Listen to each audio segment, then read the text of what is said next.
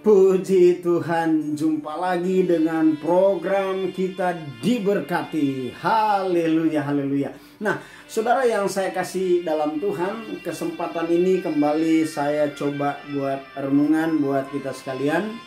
Dan doa saya biar ini boleh menjadi berkat buat kita dimanapun kita berada.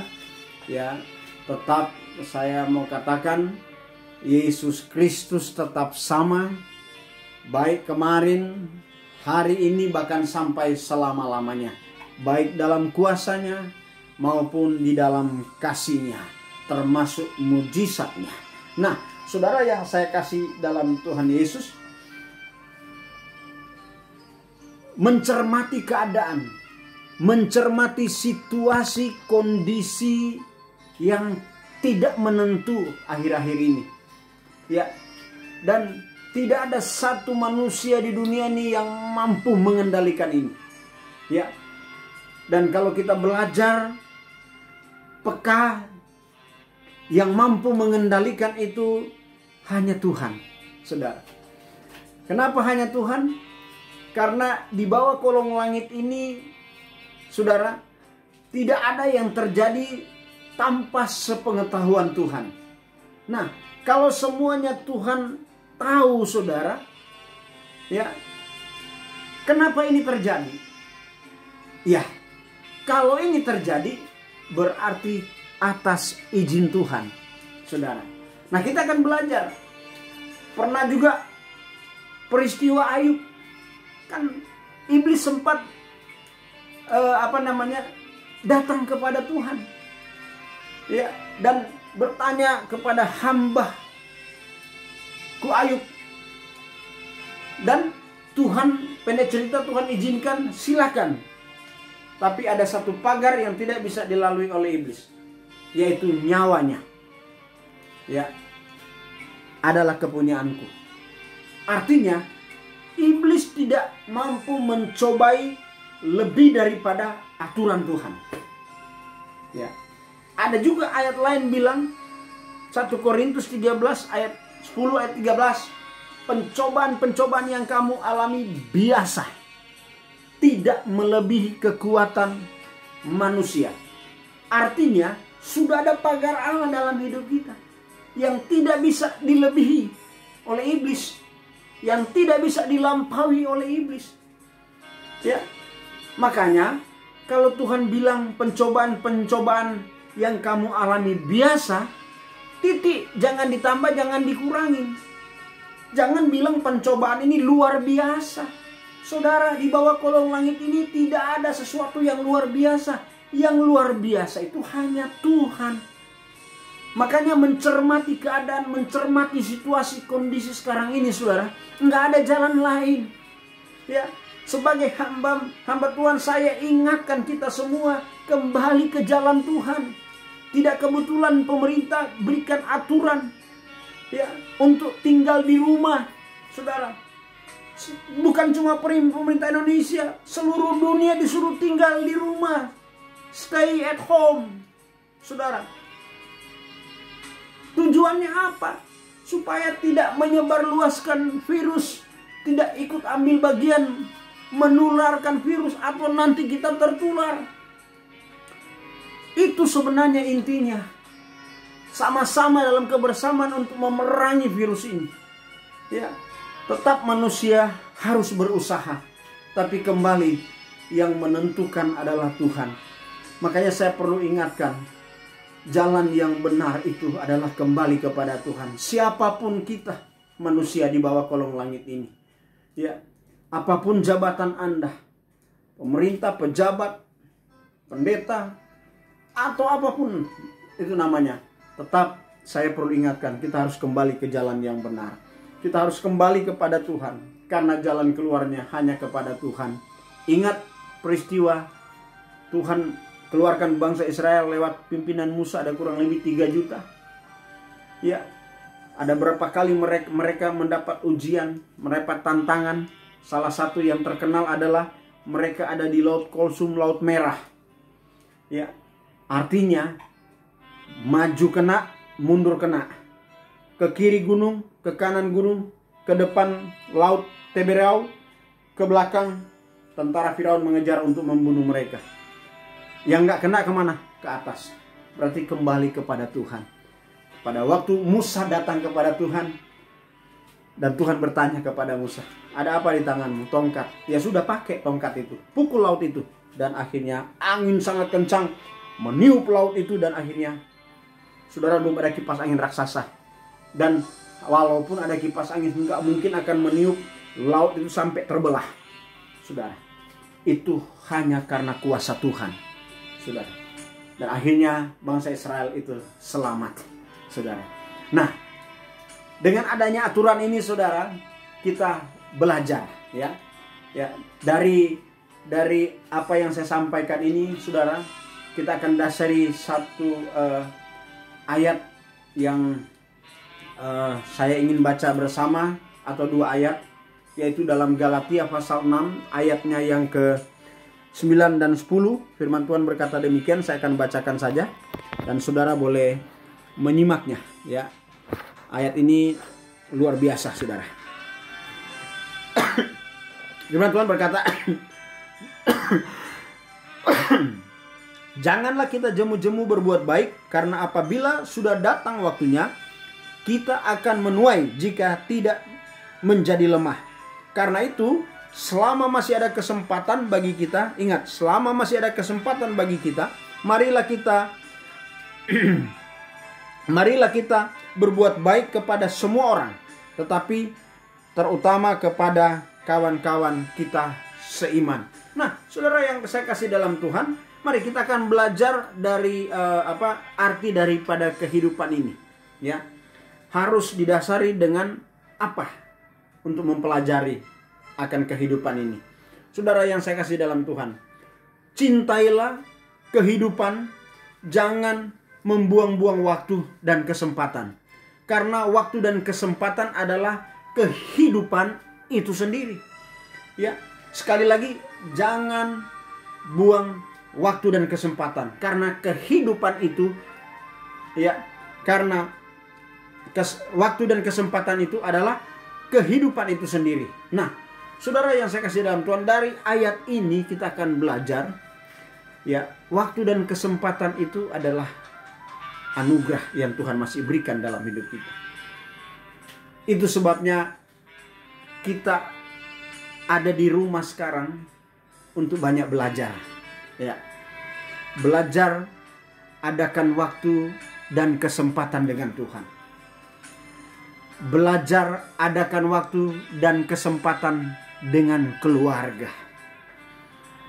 Belajar, adakan waktu dan kesempatan dengan sahabat, saudara kita, teman-teman kita, walaupun hanya lewat streaming atau lewat video call.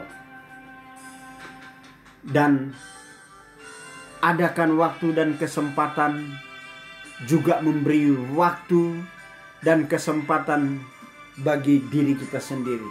Artinya kita harus introspeksi diri, ya. Kita harus perbaiki mana yang belum baik dalam kehidupan kita. Dan saya berdoa, saya percaya Roh Kudus akan tolong kita.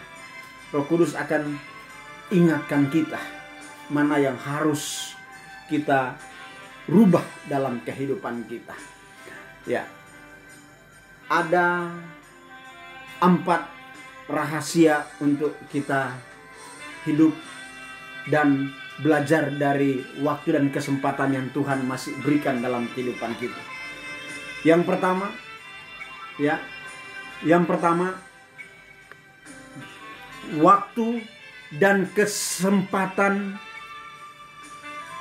adalah sesuatu yang berarti dan tidak dapat kembali jika telah berlalu. Ya, sekali lagi, waktu dan kesempatan adalah sesuatu yang berarti dan tidak dapat kembali jika telah berlalu. Makanya jangan lewatkan kesempatan itu berlalu begitu aja tanpa kita melakukan sesuatu. Ya.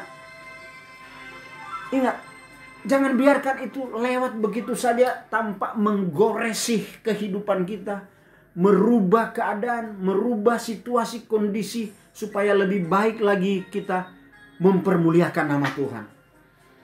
Yang kedua, ya, mari kita adakan, kita juga akan dapat melakukan yang terbaik jika kita tidak membuang-buang waktu. Haleluya saudara.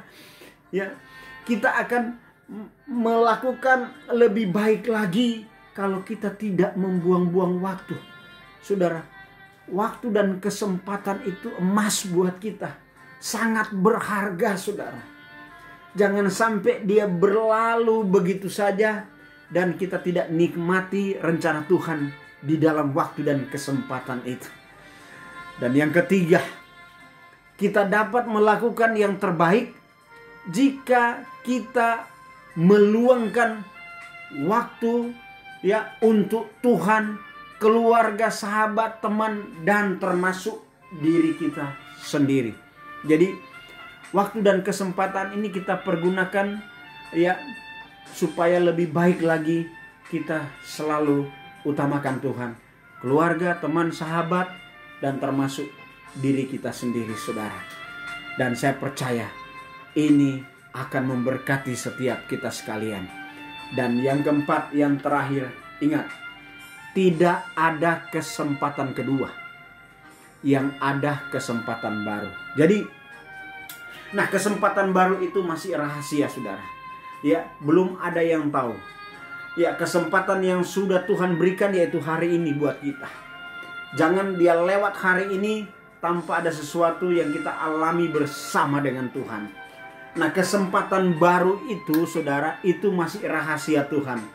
Itu nanti akan terjadi. Contoh, hari ini adalah urusan kita, hari esok adalah urusan Tuhan. Itu nanti saudara akan buka di dalam Keluaran 29 ayat 29. Hal-hal yang tersembunyi ialah bagi Tuhan Allah kita, dan hal-hal yang dinyatakan ialah bagi kita dan anak-anak kita sampai selama-lamanya, supaya kita melakukan perkataan-perkataan Taurat ini. Nah, saudara yang saya kasih dalam Tuhan, jadi ingat, waktu dan kesempatan itu sangat berharga buat kita.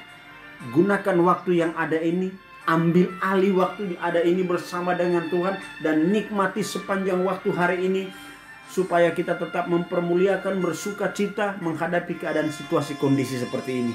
Kita tidak perlu ada dalam berlebihan ketakutan, berlebihan dalam kekhawatiran, berlebihan di dalam kecemasan. Karena kita punya pengharapan. Kita punya Tuhan yang sanggup menghentikan COVID-19, Corona yang sudah jadi pandemi ini.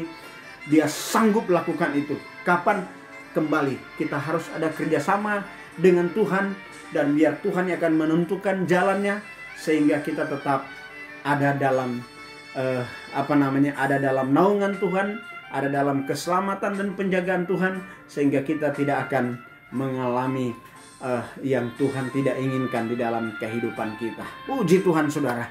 Ya, jadi akhir kata dari apa yang saya sampaikan saudara, ya,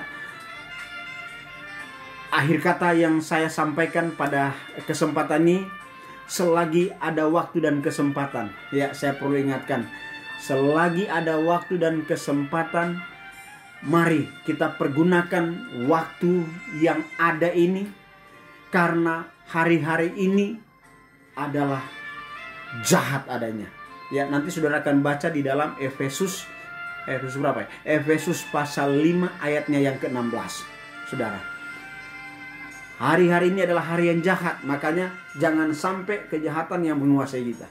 Tapi biarlah ya kita mau pergunakan waktu dan kesempatan ini untuk kemuliaan bagi nama Tuhan. Puji Tuhan, saudara, demikianlah apa yang saya dapat sampaikan, apa yang Tuhan taruh di hati hamba sudah saya sampaikan buat kita sekalian.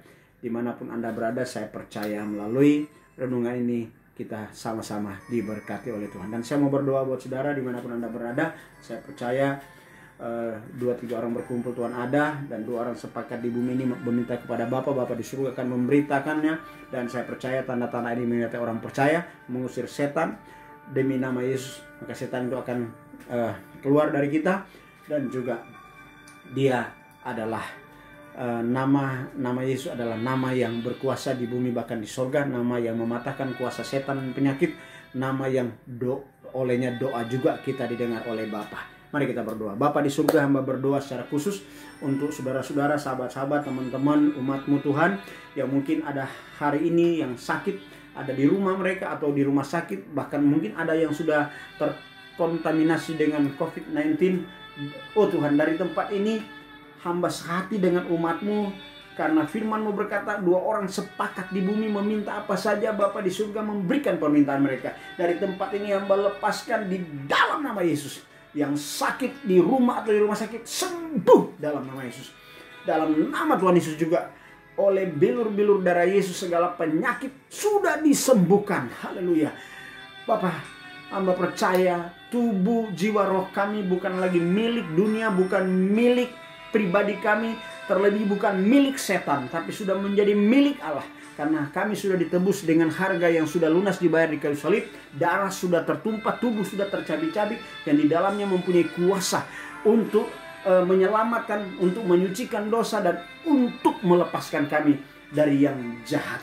Dari tempat ini hamba berdoa juga, kuatkan yang lemah, berikan penghiburan bagi yang susah, juga ampuni kami yang berdosa Tuhan, dan kami yakin kami kembali dipulihkan melalui kuasa-Mu Tuhan. Terima kasih Bapa, terima kasih.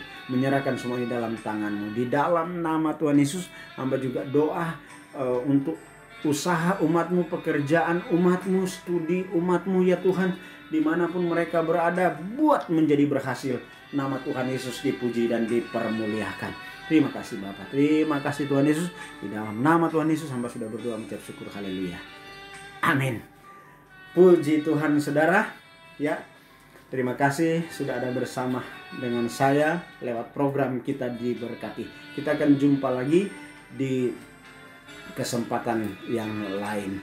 Nah, saya minta tolong kalau ada yang belum subscribe, kalau boleh di-subscribe untuk pelayanan lebih luas di YouTube di dalam kebersamaan kita. Ya, terima kasih. Tuhan Yesus memberkati. Haleluya. Amin.